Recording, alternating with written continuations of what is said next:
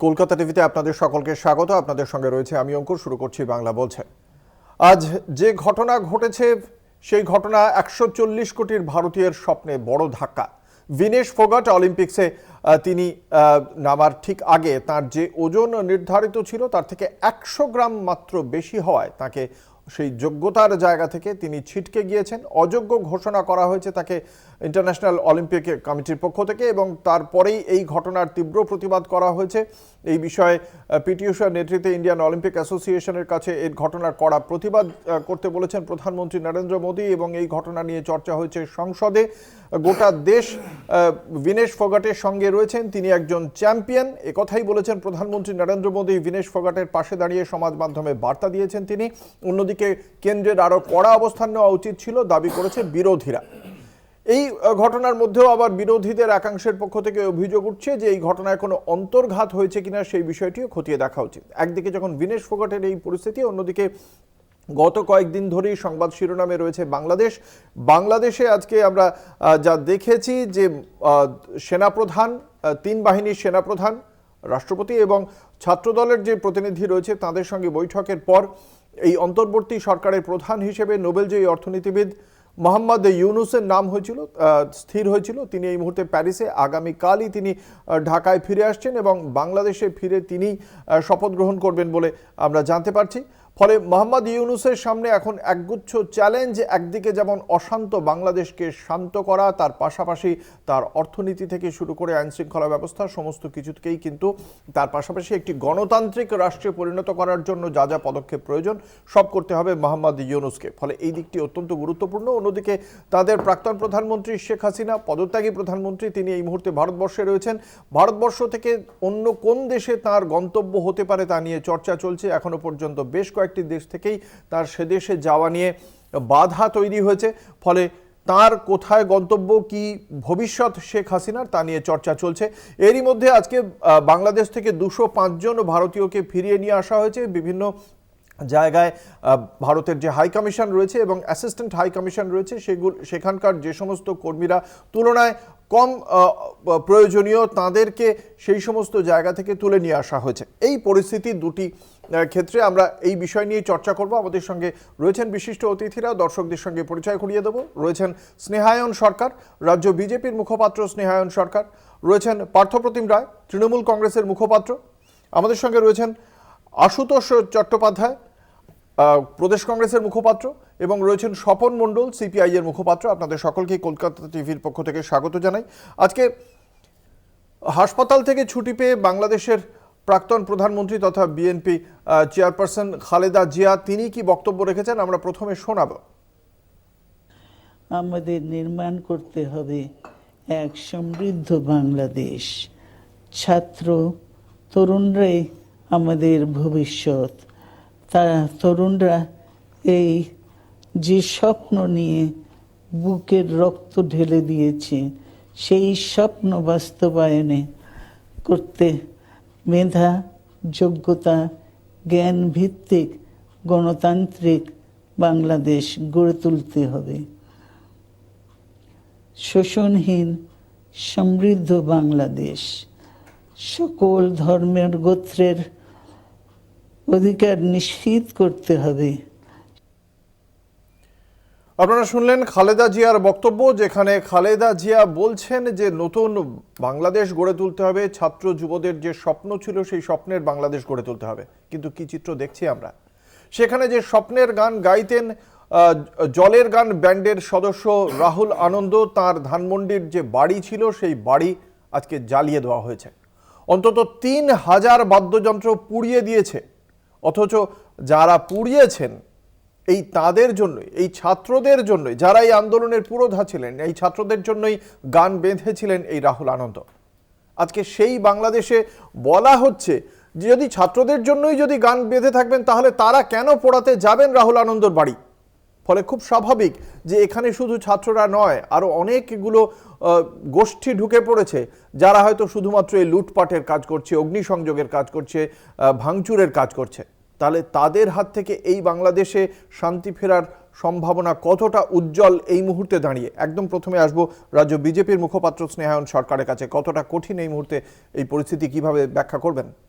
না দেখুন, সব থেকে বড় উদ্বেগের বিষয় এই মুহূর্তে ওখানে যে বসবাসকারী ভারতীয়রা, আমরা সবাই, আমাদের ভারত সরকারও উদ্বিগ্ন যে ওখানে বসবাসকারী প্রায় 20,000 ভারতীয়, তারা যেন সেফলি থাকে। এবং সব থেকে উদ্বেগের যেটা বিষয়, যেটা আপনারাও তুলে ধরছেন, যেভাবে ওখানে বসবাসকারী মাইনরিটি যারা স্পেশালি হিন্দু সমাজের ওপর যেভাবে আক্রমণ নেমে উঠেছে। কালকে রাত্রিবেলা বগরাহাটের একজন শিক্ষিকা, বয়স্ক শিক্ষিকা, প্রায় 60 বছরের কাছাকাছি বয়স, তার বাড়িতে ঢুকে তাকে রাত্রিরে কুপিয়েছে। সে বলছে সকালবেলাতে এসে তোরা আমার বাড়ি লুট করে গেলি, আবার রাত্রিবেলা কি করতে এসেছিস। তো এই ধরনের যে ঘটনা ঘটছে, তা আমরা সত্যি এইটা তো উদ্বিগ্নের কারণ। আমরা আশা করছি যে আমাদের পার্শ্ববর্তী দেশ, সেখানে যাতে যত তাড়াতাড়ি সম্ভব শান্তি ফিরে আসুক এবং এই মাইনরিটিদের, হিন্দুদের অতি সত্বর যাতে নিরাপত্তা দেওয়া হয়, এটা আমাদের মনে হয় ফার্স্ট প্রায়োরিটি হওয়া উচিত। অবশ্যই। আমি আসবো তৃণমূল কংগ্রেসের মুখপাত্রর কাছে। পার্থবাবু, যেটা আপনার কাছে প্রশ্ন, মোহাম্মদ ইউনুস আসছেন, এখনো পর্যন্ত অশান্ত বাংলাদেশ। এই মোহাম্মদ ইউনুস তিনি বারবার বিভিন্ন সাক্ষাৎকারে আমরা দেখেছি তিনি মার্কিন উদারনৈতিক মতাদর্শে বিশ্বাসী, এবং সেক্ষেত্রে যে আন্দোলনটা চলছিল এবং তার যে চিত্র আমরা দেখতে পাচ্ছি সেখানে কট্টরপন্থীদের যে হাত রয়েছে সেটা বলাই বাহুল্য। ফলে তাদেরকে মোকাবিলা কতটা কঠিন হবে মোহাম্মদ ইউনুসের পক্ষে, এবং এই মুহূর্তে বাংলাদেশে পুলিশ কর্মবিরতিতে রয়েছে, দেশের মানুষের ওপর বড় কোনো কড়া পদক্ষেপ করার ক্ষেত্রে খানিকটা পিছিয়ে রয়েছে সেনা, কতটা কঠিন সেই জায়গায় দাঁড়িয়ে আইন শৃঙ্খলা ফেরানো মোহাম্মদ ইউনুসের পক্ষে? দেখুন, এটা অন্তর্বর্তী একটা সরকার ওই দেশের গঠন হচ্ছে, তারা সমস্ত বিষয় নিশ্চিতভাবে নিয়ন্ত্রণ করবে। আমাদের বলবার জায়গা শুধু একটা, আমাদের প্রতিবেশী রাষ্ট্রে এরকম একটা অস্থিরতার পরিবেশ তৈরি হয়েছে, যত দ্রুত সম্ভব একটা স্থিতাবস্থা আসুক এবং সেখানে একটা পার্মানেন্ট সরকার আগামী দিনে গঠন হোক, এবং তার সঙ্গে ভারতের যে সম্পর্ক, বরাবর বাংলাদেশের যে সম্পর্ক, সেই সম্পর্ক অটুট থাকুক, এটাই আমাদের মূল লক্ষ্য। এবং এ ব্যাপারে আমাদের কেন্দ্রীয় সরকার, আমাদের ভারত সরকার, তারাও বিভিন্ন খোঁজ খবর রাখছে, অবজারভেশন রাখছে এবং আলোচনা করছে। নিশ্চিতভাবে সে বিষয়গুলো তারা দেখবেন। আমাদের শুধু একটাই বিষয়, যেহেতু বাংলায় আমরা বাসিন্দা, আমরা একটা বড় বর্ডার লাইন আমরা শেয়ার করি বাংলাদেশের সঙ্গে, এখানে যাতে কোনো এক্সট্রা টেনশন না হয়, আমরা এমন কোনো মন্তব্য করব না, এমন কোনো পোস্ট করব না যেটা নতুন করে একটা উদ্বিগ্নতার পরিবেশ তৈরি করবে। সেই ব্যাপারে আমরা ভারতীয় নাগরিক হিসেবে সবথেকে বেশি কনসাস থাকব, দায়িত্ব জ্ঞানহীন মন্তব্য করব না, এটাই আমাদের কাছে বড় প্রত্যাশার। এবং ওই দেশে স্থিতাবস্থা বজায় থাকুক, যত তাড়াতাড়ি শান্তি ফিরে আসুক, এটাই আমাদের কাম্য। কারণ প্রতিবেশী ঘরে যদি আগুন লাগে, নিজের ঘরেও কিন্তু তার আঁচ পড়ার সম্ভাবনা রয়েছে। সেই জায়গায় দাঁড়িয়ে আমরা প্রত্যাশা করি বাংলাদেশে শান্তি ফিরে আসুক। আমি আসবো প্রদেশ কংগ্রেসের মুখপাত্রর কাছে। আজকে যে কথা আমরা বারংবার বলছি যে পড়শি দেশে শান্তি থাকুক, এবং সেক্ষেত্রে যদি আমরা তাকাই, ঢাকা, খুলনা, রাজশাহী, চট্টগ্রাম, সিলেট, এই 5টি জায়গায় ভারতীয় হাইকমিশন এবং অ্যাসিস্ট্যান্ট হাইকমিশন রয়েছে। এই 5টি জায়গা থেকে 205 জন ভারতীয়কে আজকে সকালে ফিরিয়ে নিয়ে আসা হয়েছে, যেটা গতকাল বিদেশমন্ত্রী সংসদে দাঁড়িয়ে বিবৃতি দিয়েছিলেন যে সেখানকার হাইকমিশনের যে সমস্ত কর্মীরা রয়েছেন তারা সুরক্ষিত রয়েছেন। এই সুরক্ষার জায়গা থেকে 205 জনকে ফিরিয়ে নিয়ে আসা হলো। তারপরেও যেটা হাইকমিশনের পক্ষ থেকে আজকে বলা হয়েছে যে সেখানে কাজকর্ম সমস্ত স্বাভাবিক। এই মুহূর্তে সেই দেশের যা পরিস্থিতি কতটা স্বাভাবিক, এবং এক্ষেত্রে ভারতের বিদেশ নীতি কতটা সঠিক বলে আপনারা মনে করছেন? দেখুন, এই সময়টা অন্তত রাজনীতি করার সময় নয় বলে আমরা অন্তত মনে করছি। তার কারণ সর্বদলীয় বৈঠকে রাহুল গান্ধী খুব স্পষ্ট করে দুটো কথা বলেছেন, আপনারা জানেন। উনি বলেছেন যে যারা ওখানে মাইনরিটিস আছে তাদের সেফটি সিকিউরিটি, যারা ভারতীয়রা ওখানে বাস করছেন তাদের সেফটি সিকিউরিটি, এবং তাই শুধু নয়, আমরা মনে করি যে বাংলাদেশের যারা ভাই বোনেরা রয়েছেন তাদের সেফটি সিকিউরিটিটা প্রথম দরকার। দ্বিতীয় যেটা হচ্ছে যে ভ্রাতৃত্ববোধ, সেখানে যারা মানুষজন বাস করেন, যারা সিভিল সোসাইটি, যারা সেখানকার সাধারণ মানুষ, তারা সেটা বোঝেন বলে আমরা অন্তত মনে করি। এবং যে বাংলাদেশের ভাই বোনেরা আজকে দেখতে হবে যে তাদের অর্থনীতিতে কোনো আঘাত পড়ছে কিনা। তার কারণ এই রকম সিচুয়েশান তৈরি হলে, যেটাকে বলে আনরেস্ট, এই আনরেস্ট তৈরি হলে অর্থনীতির ওপরে সবচেয়ে বেশি ধাক্কা পড়ে। আপনি জেনে থাকবেন নিশ্চয়ই যে প্রচুর মানুষ, অন্তত আমরা ছাত্র রাজনীতি করতে গিয়ে দেখেছি, কেন ছাত্র রাজনীতি কোনোদিনও হিংসাকে প্রশ্রয় দেবে এরকম কোনো কাণ্ড শেখায় না। তার কারণ সেখানকার ছাত্র নেতারাই বলছেন, এখন টিভি চ্যানেলে দেখবেন যে তারা বলছেন যে ছাত্র আন্দোলন তারা গড়ে তুলেছিলেন, সেই ছাত্র আন্দোলন কিভাবে এই ভাঙচুর, প্রাণহানি, মানুষের ক্ষতি এবং বিশেষত বিভিন্ন জায়গায় চিহ্নিত করে যে ক্ষতিগ্রস্তের যে ছবি আমরা দেখতে পাচ্ছি, হাহাকারের ছবি দেখতে পাচ্ছি, এটা কিন্তু কোনোদিনও কাম্য ছিল না। এটা আমরাও বলছি, তারাও বলছে। এখন বিষয় হচ্ছে, আপনি জানেন যে প্রায় 2200 কিলোমিটার বর্ডার আমাদের সাথে রয়েছে এই বাংলাদেশে। এখন এই জায়গায় দাঁড়িয়ে যে স্থিতিশীল অবস্থা, তার কারণ আমরা জানি না, মানে বাংলাদেশ একটা রাষ্ট্র হতে পারে, কিন্তু আমরা তাদেরকে ভাই বোনের আখ্যা দিই, তার কারণ আমাদের সাথে একটা হিস্টোরিক্যাল ব্যাকগ্রাউন্ড আছে। তার কারণ এই মুহূর্তে অন্তত আপনি যে বলছেন, আমরা অন্তত ইন্দিরা গান্ধী এবং প্রিয়রঞ্জন দাসমুন্সির অভাব বোধ করছি। তার কারণ এই যে পররাষ্ট্রনীতির কথা বলছেন, এটা তো বাস্তব। আজকে চারিদিক থেকে যে আনস্টেবল সিচুয়েশন, এটাকে স্টেবল করার জন্য আমাদের সকলকে এগিয়ে আসতে হবে। ভারত সরকার সেটা নিশ্চয়ই দেখবে, ভারত আমরা মনে সরকারের করি। কি পদক্ষেপ থাকবে আমাদের নজরে থাকবে, এবং এই পরিস্থিতি নিয়ে সিপিআই এর মূল্যায়ন শুনবো। একটা ছোট্ট বিজ্ঞাপনী বিরতির পর ফিরে আসছি, সঙ্গে থাকুন। ফিরে এলাম বিরতির পর। আপনারা দেখছেন বাংলা বলছে, আপনাদের সঙ্গে রয়েছে আমি অঙ্কুর। আসবো সিপিআই এর মুখপাত্র স্বপন মণ্ডলের কাছে। আপনার কাছে যেটা জানতে চাইবো, বাংলাদেশের যে পরিস্থিতি, সেখানে কট্টরপন্থীদের একটা রাশ এখনো পর্যন্ত রয়েছে বলেই মনে করছে রাজনৈতিক মহলের একাংশ। সেই জায়গায় দাঁড়িয়ে মোহাম্মদ ইউনূসের কাছে এই পরিস্থিতিটা সামলানো কতটা মানে মানে চ্যালেঞ্জিং বলে আপনারা মনে করেন? দেখুন, রয়েছে বলে আশঙ্কা করছে ব্যাপারটা নয়, রয়েছে, এইটা হচ্ছে ব্যাপার, বাস্তব ব্যাপার আর কি। গত কয়েক বছর ধরে বাংলাদেশে যে ঘটনাগুলো ঘটছিল একটার পর একটা, বিশেষ করে জামাত বলে যে সংগঠনটা আছে আর কি, এই জামাতের সঙ্গে খালেদা জিয়ারও একটা সম্পর্ক আছে, রাজনৈতিক একটা বোঝাপড়া আছে। মোহাম্মদ ইউনূস যে কথাটা বলছেন বাইরে থেকে, অলরেডি খেলাটা শুরু করেছেন উনি, যে ভারত বিরোধী প্রচারটা করা, মানে এখন ওখানে থিতু হতে গেলে ভারত বিরোধী প্রচারটা করতে হবে, এবং ওনার বক্তব্যে তাই শোনা যাচ্ছে যে ভারতকে অনেক বেশি সহনশীল হতে হবে, ভারতকে প্রতিবেশী দেশের লোকেদের কথা ভাবতে হবে, কিন্তু ওনারা কিছু ভাববেন কিনা সেই কথাটা বলছেন না।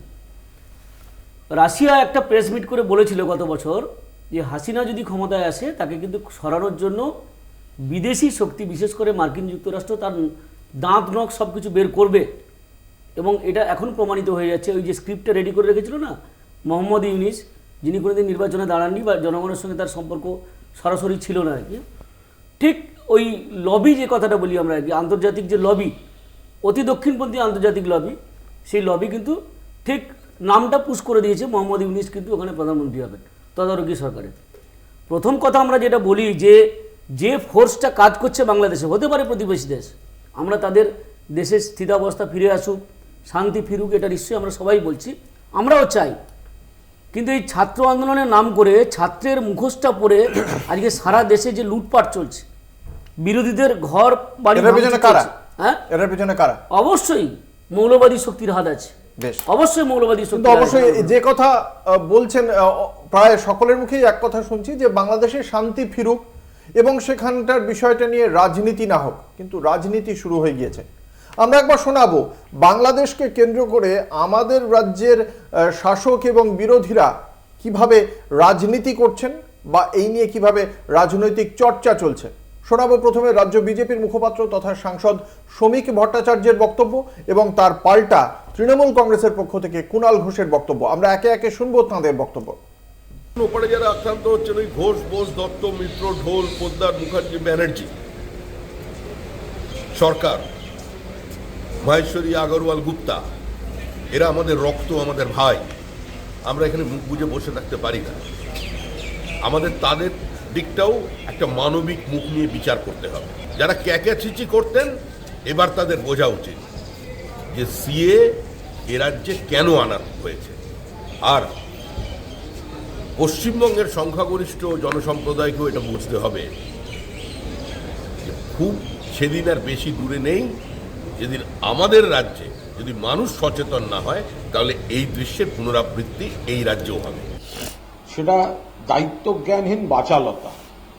দায়িত্বজ্ঞানহীন বাচালতা হচ্ছে বিজেপির তরফ থেকে। এই সময় সেটা কোনো অবস্থায় উচিত নয়।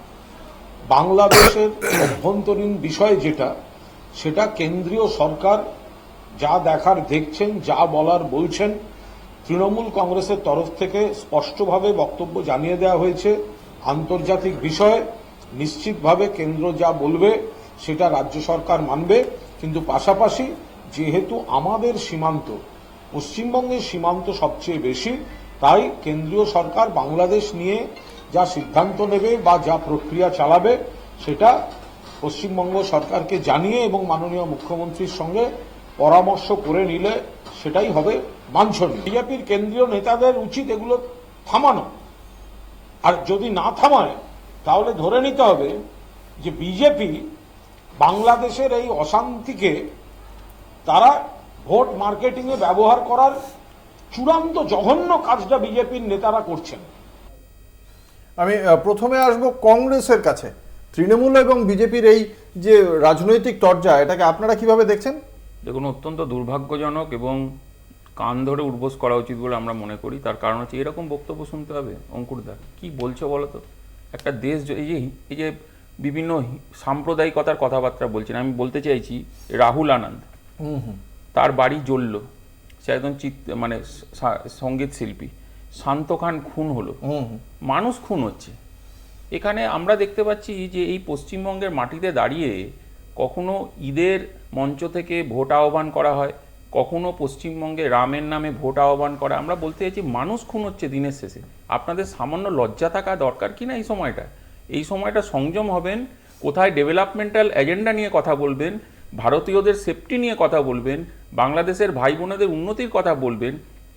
একটা চিত্র আমরা দেখলাম যেখানে বঙ্গবন্ধু মূর্তি ভাঙা হচ্ছে, যে বঙ্গবন্ধু মুজিবুর রহমান মাথায় পেচ্ছাপ করছে, তার সেই আনা স্বাধীনতা, বাংলাদেশের মানুষের আশীর্বাদ, লড়াই, সেই সব দৃশ্য যখন আমরা দেখছি আমরা চিন্তিত হয়ে পড়ছি। এখানে দাঁড়িয়ে এইসব কি আলোচনা? এইখানে এই এখন রাজনীতি কেন? মানে যেটা কুণাল ঘোষও বলছেন যে কেন্দ্রীয় নেতাদের দেখা উচিত, কি বলবেন? দেখুন, বিষয়টা হচ্ছে মানুষ যে খুন হচ্ছে এটা তো সবাই স্বীকার করছে, কিন্তু যে মানুষ খুন হচ্ছে তার মধ্যে ম্যাক্সিমামটা খুন হচ্ছে, ম্যাক্সিমাম সম্পত্তি লুট হচ্ছে যাদের, তারা হচ্ছে কি ওই দেশের মাইনরিটি যারা হিন্দু তাদের হচ্ছে। আজকে ধরে দিন নোয়াখালী, আজকে ধরে দিন ঢাকা, আজকে ধরে দিন লক্ষ্মীপুর, আজকে ধরে দিন চট্টগ্রাম আগের লোকে জানতো মাস্টারদা সূর্য সেনের জন্য, এখন চট্টগ্রাম রোজ দিন আমাদের কাছে খবরে উঠে আসে কোনো না কোনো ঘটনার জন্য। ওখানকার যে মাইনরিটিদের হয়ে কথা বলা, বিজেপি বলছে, কে বলে? রাহুল গান্ধী বলেছে মন্তব্য করতে হবে এবং বিরোধীরাও এই ইস্যুটায় বিরত থাকবেন, কোন মানে ভারত সরকার দেখছে কোন সংবেদনশীল মন্তব্য করা থেকে। এই কথা কেন্দ্রীয় মন্ত্রী বলেছেন। মাইনরিটিদের ওখানকার হিন্দুদের উপর অ্যাটাক হলে আমরা সেই কথাটা বললে সেটা কি অদায়িত্বশীল মন্তব্য? তাহলে এখানে দাঁড়িয়ে যে সারাক্ষণ মাইনরিটি করে যারা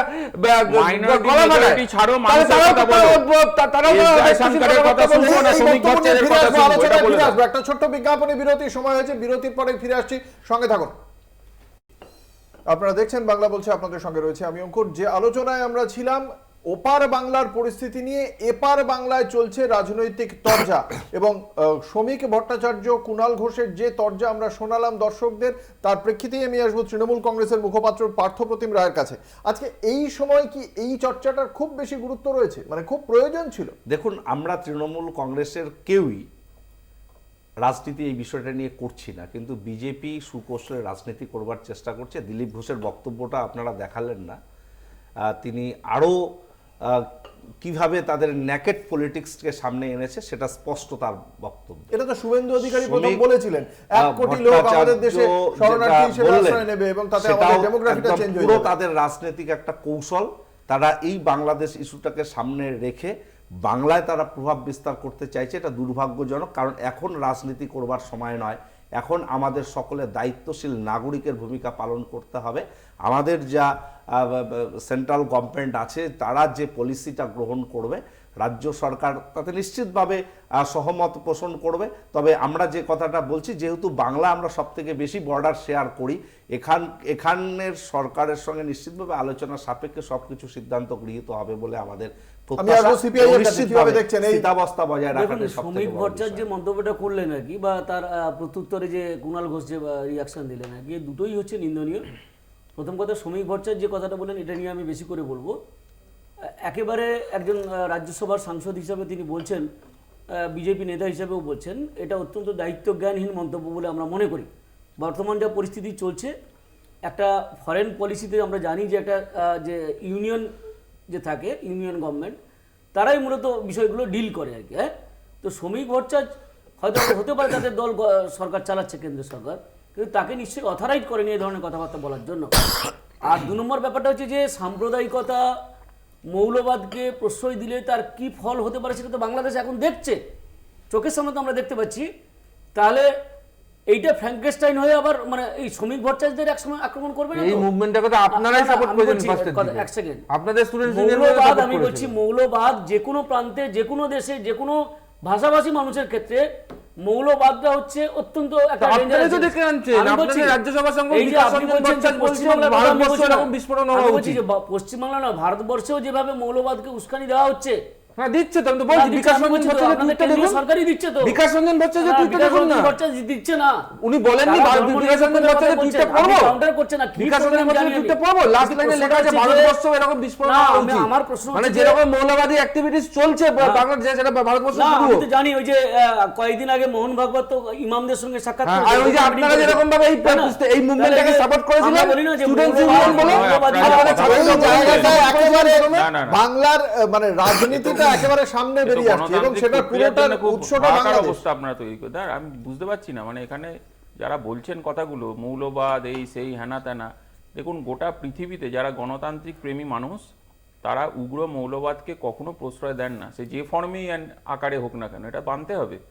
এবং দেখুন এই যে বারবার করে একটা কথা বলা হচ্ছে, দেখুন অধীর রঞ্জন চৌধুরী ইতিমধ্যেই বক্তব্য রেখেছেন, আপনারা জানেন এই যে ফরেন হ্যান্ড কারা আছে, এগুলো তো মানুষ, দেখুন একটা কথা মানতে হবে যে আমরা বরঞ্চ এই কথাটা বলার চেষ্টা করি যে যারা সেখানে আন্দোলনকারী ছাত্র আন্দোলন থেকে যারা উঠে এসেছেন, ঢাকা বিশ্ববিদ্যালয় হোক অন্যান্য জায়গায়, দেখুন যারা বারবার করে বলছেন যে যখন এই আক্রমণ হচ্ছে সাধারণ মানুষের ওপরে, বর্ণ সে কি ধর্ম এগুলোকে বাদ দিয়ে যখন মানুষের ওপরে আক্রমণ হচ্ছে, ক্রমাগত আক্রমণ হচ্ছে, তখন কেন সেখানে কটা মসজিদ ভাঙা হয়েছে? না না, বর্ণ ধর্ম বাদ দিয়ে যদি হয় তাহলে এটাও স্পেসিফিক করা উচিত, এখনো কটা মসজিদ ভাঙা হয়েছে আর কোন মন্দির ভাঙা হয়েছে আজকে বাংলাদেশে, সেটা স্পেসিফিক করতে হবে তো।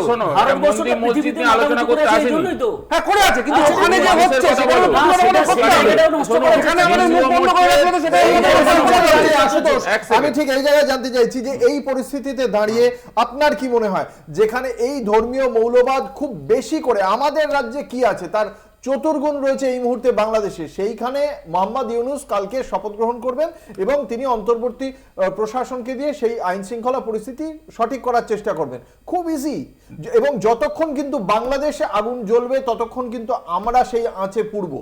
তার কারণটা এটাই যে যিনি গ্রামীণ ব্যাংকের স্রষ্টার কথা বলছেন মোহাম্মদ ইউনূস, ঠিক আছে, উনি কালকে দেশে 2:10 নাগাদ আসবেন, যা খবরে শোনা যাচ্ছে, যা পাওয়া যাচ্ছে। এখন সেই দেশের যারা ছাত্র আন্দোলন, আমি অ্যাপিল করব যারা ছাত্র আন্দোলন করেছে তাদের, যে তারা বারবার করে বলছে যে আইন শৃঙ্খলার পক্ষে তারা, তাহলে আমরা মনে করি যে বাংলাদেশে আইন শৃঙ্খলাটা রক্ষা করা হোক, মানুষের সম্প্রীতিটা রক্ষা করা হোক। যে বাংলাদেশকে আমরা চিনি জানি সেই বাংলাদেশের রূপরেখাটাই দেখতে চাই, তার কারণ সেখানে আগুনের তাপে যাতে আমরা না পুড়ি এটা বুঝতে হবে, এবং সেই তাপ যাতে এখানে না আসে তার দায়িত্বে কে? কেন্দ্রীয় সরকার। সেই তাপ যাতে এখানে না পৌঁছয় তার ব্যবস্থা করতে হবে।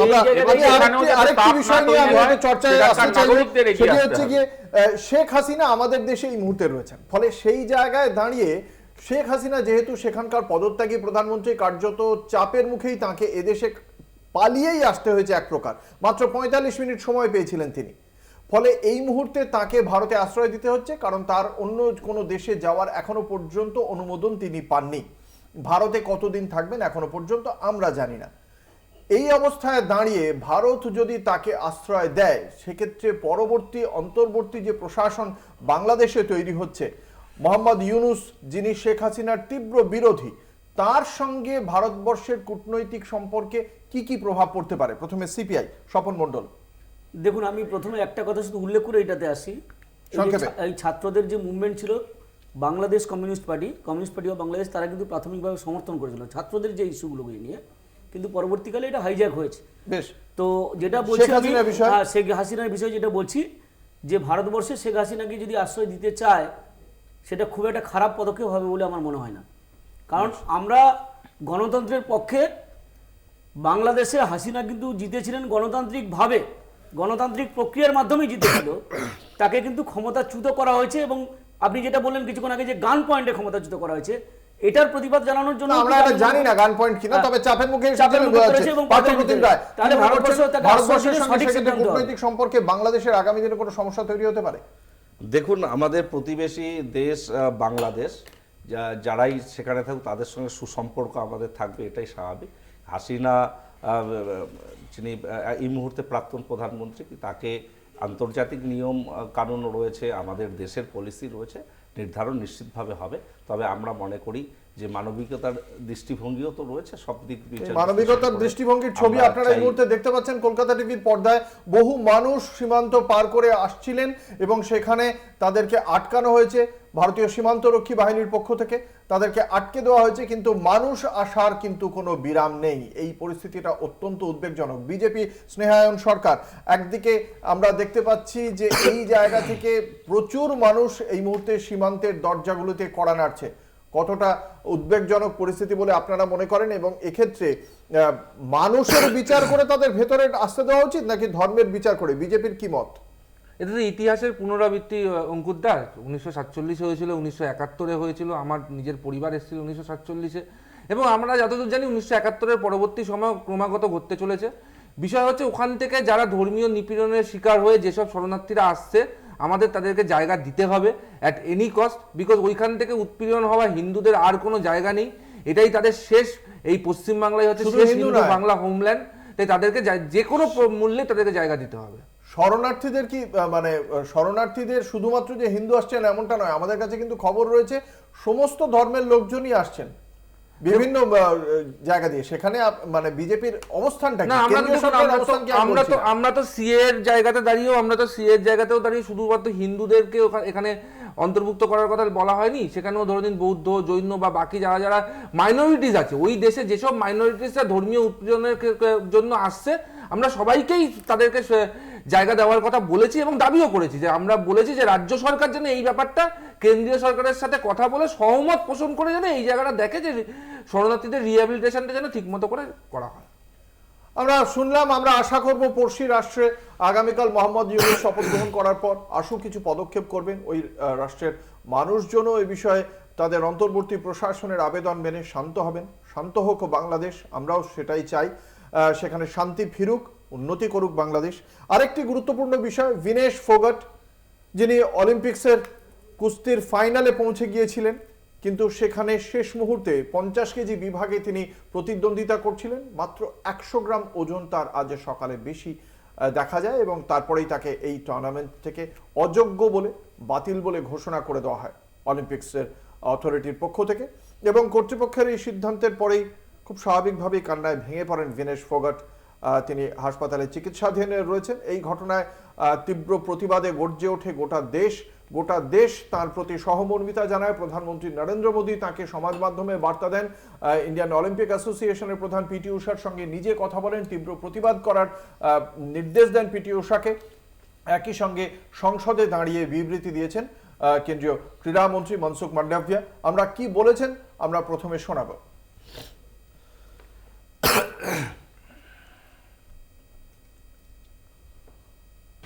We are in close and continuous touch with the Indian in Bangladesh throughout.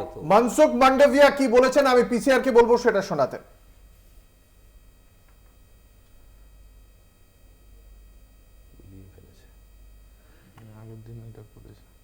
নিয়ে নেব একটা ছোট্ট বিরতি। বিরতির পর ফিরে আসছি, সঙ্গে থাকুন। ফিরে এলাম বিরতির পর। আপনারা দেখছেন বাংলা বলছে, আপনাদের সঙ্গে রয়েছে আমি অঙ্কুর। আমরা প্রথমে শোনাবো আজ সংসদে ভিনেশ ফোগাটের বিষয়ে ঠিক কি বিবৃতি দিয়েছেন কেন্দ্রীয় ক্রীড়ামন্ত্রী। इस मामले को लेकर भारतीय ओलंपिक संघ ने अंतर्राष्ट्रीय कुश्ती संघ से कड़ा विरोध भी दर्ज किया है। नेशनल भारतीय ओलंपिक संघ की अध्यक्षा पीटी उषा भी अभी पेरिस में है। प्रधानमंत्री जी ने स्वयं उसके साथ बातचीत करके उचित कार्यवाही करने के लिए, उचित एक्शन लेने के लिए भी उसको कहा गया है। এক্ষেত্রে আমরা দেখেছি আজকে বিরোধীরা যদিও এই বক্তব্যে সন্তুষ্ট নয়, কেন্দ্রের পক্ষ থেকে আরো কড়া পদক্ষেপ প্রত্যাশা করেছিলেন তারা, এবং তারা ওয়াকআউট করে বেরিয়ে যান। এই বিষয়টিকে তৃণমূল কংগ্রেসের নেতা ইতিমধ্যেই কুণাল ঘোষ তিনি একটি সমাজ মাধ্যমে টুইটও করেন, যেখানে তিনি খুব স্পষ্ট ভাষাতেই লেখেন যে এটা অন্তর্ঘাতের সম্ভাবনা আছে বলেন, এবং বিরোধীদের পক্ষ থেকেও বলা হচ্ছে যে একজন এই পর্যায়ের একজন প্রতিযোগী, তিনি তার নিজস্ব সমস্ত কিছু কোচ থেকে শুরু করে সবকিছু রয়েছে এবং রূপো পাওয়ার জায়গায় তিনি পৌঁছলেন, সেমিফাইনাল পাশ করে গেলেন, তারপরে তার ওজন হঠাৎ করে বেড়ে গেল, তার কোচ জানতে পারলেন না, এই প্রশ্নগুলো উঠছে। আমি প্রথমে এই বিষয়ে আসবো কংগ্রেসের কাছে। কিভাবে দেখছেন, এটার মধ্যে কোনো অন্তর্ঘাত দেখছেন নাকি এটা স্বাভাবিক প্রক্রিয়া? এখন দেখুন, ভিনেস ফোগাট, ওনার সাথে গোটা ভারতবর্ষ রয়েছে এবং উনি চ্যাম্পিয়ন। রাহুল গান্ধী বারবার বলেছেন গোটা ভারতবর্ষ রয়েছে, আমরা সবাই রয়েছি। কিন্তু এই ককরোচের ভূমিকা কারা পালন করলো? তার কারণ হচ্ছে she is a national asset, এটা বুঝতে হবে। উনি একটা ন্যাশনাল অ্যাসেট আমাদের, উনি আমাদের গর্ব। তো তাকে মনিটর করার দায়িত্বে, তাকে দেখভাল করার দায়িত্বে যাদের দায়িত্ব রয়েছে সেখানে, তারা ওখানে কি করছিলেন? তার কারণ তারা জানতেন না যে যিনি এই এত বড় মাপের একজন রেসলার, সেই রেসলার একটা জায়গায় পৌঁছচ্ছে, তাহলে তাদেরকে কি প্রিকশন কিছু নেওয়া দরকার ছিল না? এটা কি প্রশ্ন আসে না? এটা অটোমেটিক প্রশ্ন আসে। এবং একটা জিনিস বুঝতে হবে যে 140 কোটি ভারতবাসী আমরা তাকিয়েছিলাম, আমরা এখনো তাকিয়ে রয়েছি যে আমাদের যে গর্ভের যিনি ব্যক্তি ভিনেস ফোগাট, তার সাথে কি হলো আজকে। তার যা অবস্থা, তাকে হসপিটালে ভর্তি করে। এর মধ্যে কোনো অন্তর্ঘাত দেখতে পাচ্ছেন না? দেখুন, কি থাকতেই পারে। তার কারণ হচ্ছে এটা তো আমরা বলবো যে একটা কমিটি করে এটা দেখা দরকার। এখন প্রধানমন্ত্রী নরেন্দ্র মোদী কি ঘুম ভেঙেছে? উনি এটা শুধু টুইট করেছে শুনলাম। উনি কি ফোন করবেন? জয়রাম রমেশ বলেছেন উনি কি ফোন করবেন? তার কারণ কেসি ভেনুগোপাল থেকে শুরু করে আমাদের একাধিক সাংসদ যারা নেতৃত্ব দিচ্ছেন পার্লামেন্টে, তারা পরিষ্কার করে বলেছেন চলছে কি। এটা দেখা দরকার। এটা মানুষের আবেগ। আমি আসবো তৃণমূল কংগ্রেসের কাছে। যে টুইটটা আমরা দেখেছি, ওটা কি কুণাল ঘোষের ব্যক্তিগত নাকি দল হিসেবেও আপনারা মনে করেন এখানে কোনো অন্তর্ঘাত থাকতে পারে? না, দেখুন, আমি একদম স্পষ্ট কথা বলছি। কেনিয়ার একজন রানার ফেইথ কিপিয়াগন 5000 মিটার দৌড়ে রূপা পেয়েছিল, তার রূপা ক্যান্সেল হয়েছিল। পরে তারা প্রতিবাদ করায় তাকে সেই সিদ্ধান্ত অলিম্পিক অ্যাসোসিয়েশন বাধ্য হয় তাকে আবার ফিরিয়ে দিতে।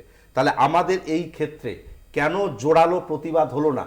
প্রধানমন্ত্রী এখন বলছেন পিটি উষাকে, তারপরে তারা প্রতিবাদ লঞ্চ করবে, এটা হতে পারে না। সাপোর্টিং স্টাফদের ভূমিকা কী ছিল, এটা সব থেকে বড় প্রশ্ন। এবং আমরা মনে করি আমাদের নেতা অধিনায়ক অভিষেক বন্দ্যোপাধ্যায় ইতিমধ্যে টুইট করেছেন যে তিনি ন্যাশনাল অ্যাসেট শুধু নন, সবাই মিলে দলমত নির্বিশেষে তাকে নতুন করে অ্যাওয়ার্ড ভারতবর্ষে ভারতরত্ন দেওয়া হোক, অথবা রাষ্ট্রপতি মনোনীত রাজ্যসভার সাংসদ করে তাকে পুরস্কৃত করা হোক। কারণ তিনি সারা ভারতবর্ষের মানুষের হৃদয় জয় করেছেন এবং তার নেপথ্যে তাকে আজকে যে ঘটনাটা ঘটলো, তাকে ভারতবর্ষ সরকার কিভাবে বা ইন্ডিয়ান অলিম্পিক অ্যাসোসিয়েশনের ভূমিকা কি ছিল, এটা খতিয়ে দেখা।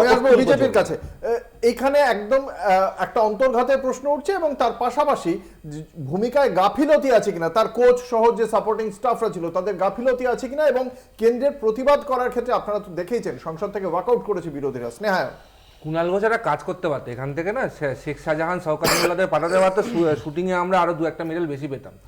বিষয়টা হচ্ছে কি, দেখুন আমরা একটা রাজনৈতিক আলোচনায় বসে আছি এবং খুব দুর্ভাগ্যজনক যে এই বিষয়টা নিয়েও আজকে আমাদের এই রাজনৈতিক আলোচনা করতে হচ্ছে, যেখানে আজকে আমাদের সবার ভিনেস ফোগাটের পাশে দাঁড়ানো উচিত, দুঃখ প্রকাশ করা উচিত, তার পাশে থাকা উচিত। কারণ না জেনে মন্তব্য করা, প্রথম কথা প্রধানমন্ত্রী এখন ফোন করেনি, প্রধানমন্ত্রী ঘটনাটা যখন সকালে হয়েছে তৎক্ষণাৎ ফোন করেছে পিটি উষাকে এবং ফোন করে বলেছে যে কোনো প্রকারে যদি কোনো আমাদের পক্ষ থেকে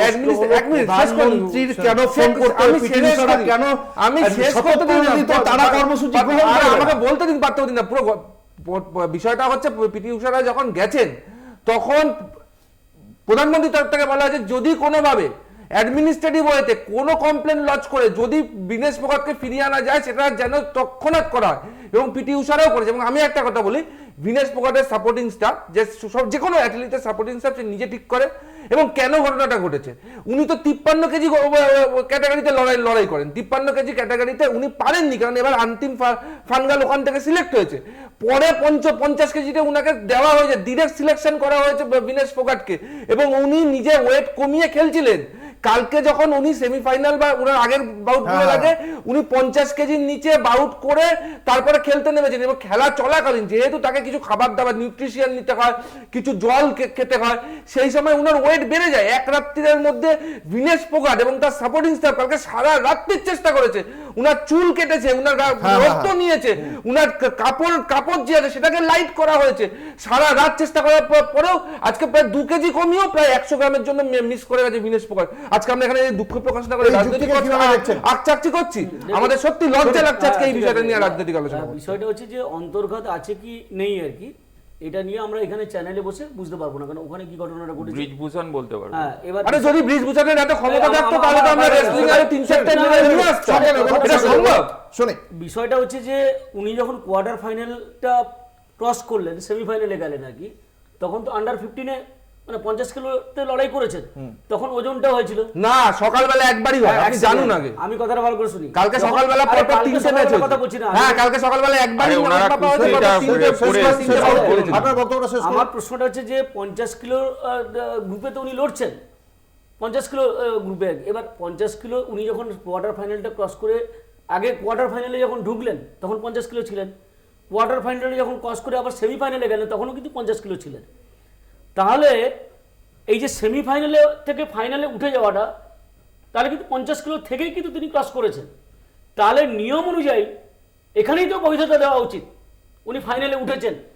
এবার যদি ফাইনালে তিনি না খেলতে পারেন তাহলে গোল্ড মেডেলটা পাবেন না, কিন্তু রূপোটা পাওয়া উচিত। আমি মনে করি অলিম্পিক অ্যাসোসিয়েশনের এখানেই কনসিডার করা উচিত যে উনি 50 কিলো হিসেবে লড়েই উনি কিন্তু ফাইনালে উঠেছেন। জোরালো প্রতিবাদ, একবার প্রতিবাদ, মানে এই রূপার এইটা পদকটা ছিনিয়ে নিয়ে প্রতিবাদটা অলিম্পিক অ্যাসোসিয়েশনের এগেইনস্টে করবেন না কেন্দ্রীয় সরকারের এগেইনস্টে করবেন আপনারা? আমি আপনারা তো কেন্দ্রীয় সরকারের এগেইনস্টে করছেন। কেন্দ্রীয় সরকারের এগেইনস্টে আমি কেন্দ্রীয় সরকারের ভূমিকার কথা কি বলা ভূমিকা হচ্ছে। পালন করা তারা বলুন? গ্রহণ করা কি হচ্ছে, ভূমিকা একটা পালন কথা করা বলতে হচ্ছে? হয়, এখনো তো করছে। কেনিয়া যদি পারে আরো আমরা ভালো। এখনো তো করছি। কড়া ভাষায় কিন্তু কথা বলা কেনিয়ার দরকার। না, একটি না, প্লেয়ারকে বিষয়টা যখন হচ্ছে অনেক রূপা হয়।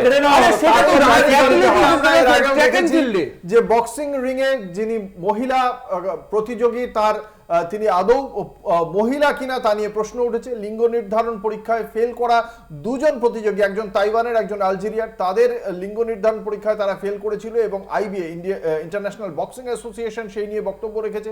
ফলে তারপরেও প্যারিস অলিম্পিক অ্যাসোসিয়েশনের যে ভূমিকা তা নিয়ে প্রশ্নচিহ্ন উঠেছিল, আবারও প্রশ্নচিহ্ন উঠলো এই বিনেশ ফোগাটের ক্ষেত্রেও। দেখা যাক এক্ষেত্রে কেন্দ্রীয় সরকার কি পদক্ষেপ করে, কতটা চাপ বাড়াতে পারে প্যারিসের অলিম্পিক্স কর্তৃপক্ষের ওপর। আমরা সেদিকে অবশ্যই তাকাবো এবং বিনেশ ফোগাটের কে নিয়ে রাজনীতি নয়, গোটা দেশের মানুষ তার পাশে রয়েছেন, তা নিয়ে কোনো সন্দেহ নেই। আমাদের আজকের আলোচনা এখানেই শেষ করছি। আমাদের সঙ্গে ছিলেন স্নেহায়ন সরকার, পার্থপ্রতিম রায়, আশুতোষ চট্টোপাধ্যায়, স্বপন মণ্ডল। আপনাদের প্রত্যেককে আপনাদের মূল্যবান মতামতের জন্য অসংখ্য ধন্যবাদ। শেষ করছি বাংলা বলছে। দেখতে থাকুন কলকাতা টিভি, রাত দিন 7 দিন।